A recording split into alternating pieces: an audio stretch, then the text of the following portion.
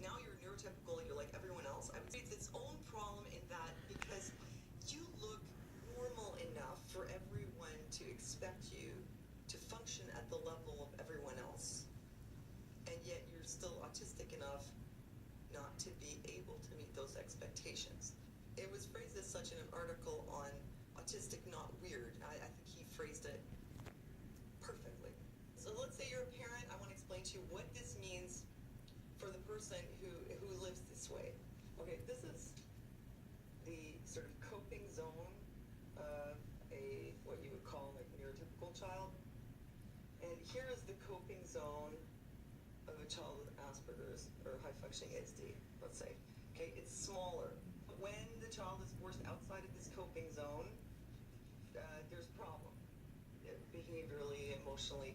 But you see, the zone is a lot smaller for the child with ASD, so it's much easier to end up outside of your coping zone. And here are some things that cause the coping zone to be smaller in children with ASD. Difficulties with communication, social interaction, sensory sensitivity, having a social emotional delay, difficulty with shifting gears, and difficulty with things that are new or different people, situations.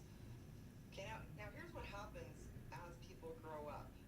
Okay, so the coping zone, as you get older, it gets bigger. And as you mature more, it gets bigger. If your coping zone is too small, then you won't be able to cope with the requirements of daily living. Like you might have difficulty holding a job or whatever it is, having relationships, staying well emotionally, meeting your needs, keeping your life in order. Okay, the person with Asperger's or ASD, the zone started smaller.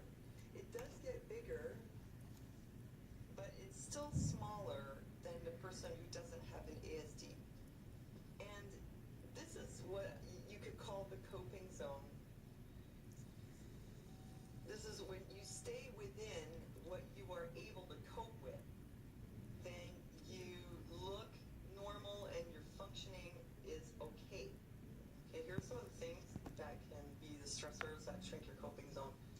Social overload, just because you're good at socializing doesn't mean that it's not taxing anyway.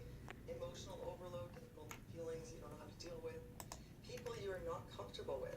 Sometimes just being around unfamiliar people or people you don't feel comfortable with can be really taxing. New tasks, too much switching gears. It's harder for people with Asperger's to switch gears and change tasks. Sensory overload and changes in routine.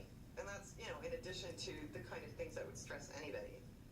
Okay, if you're exposed to these triggers or you're exposed to them too often, what happens is your coping zone starts to and at this point, the things that you could handle before, or the amount of things, now they're outside of your coping zone. And then once your coping zone is smaller, the more problematic behaviors or issues associated typically with ASD come more to the forefront. And that's what I mean, that the ASD is there as a sort of background operation. It's just that you've learned how to keep all these things in place to keep everything going. And the person who doesn't have Asperger's, if they're put under enough stress, although the kind of things that would get them to this point are probably different than somebody with Asperger's, it's sort of easier to get to the where it cracks your coping zone because you're very sensitive to sensory stuff and things like that. If they get enough stress in their life, their coping zone will also shrink. But it's still bigger than the person with Asperger's, and this happens more easily with the person with Asperger's. And even if their ability to cope starts to crumble, they are not going to start having autism-associated behaviors.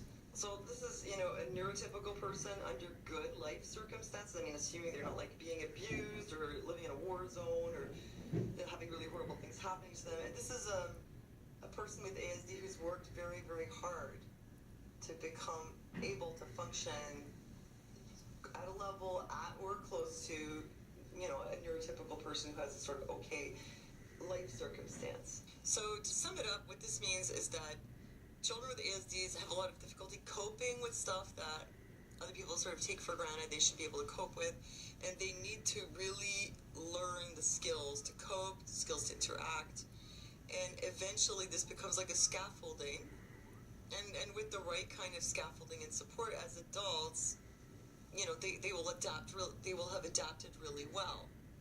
And as adults who are adapted really well, the only thing is that, like I say, it's still there as a sort of background operation, and it just requires sort of maintenance. No, I guess the best way that I could think of this is like the person who's grown up with an ASD but has adapted really well, the ASD becomes like sort of subclinical. Like I keep saying, it's like a background operation, but it's not like a disorder where, everywhere you go in all areas of your life all the time, it's, apparent to everyone else that there's something wrong with you. It's more just like something that you've learned to manage. Just like a dyslexic who has learned to read, they're still dyslexic, but yet they know how to read, if that makes sense to you. So it's like you're able to maintain your functioning, unless these triggers come in, then it starts to sort of deteriorate. But what you need at that point is A, you need coping strategies for how to get yourself back to having that bigger circle of coping, and B, you need support. Well, I hope that was clear and that it helps in some way. So let me know what you think. Thanks for giving me a thumbs up. Thanks for listening to me, and I'll see you next time.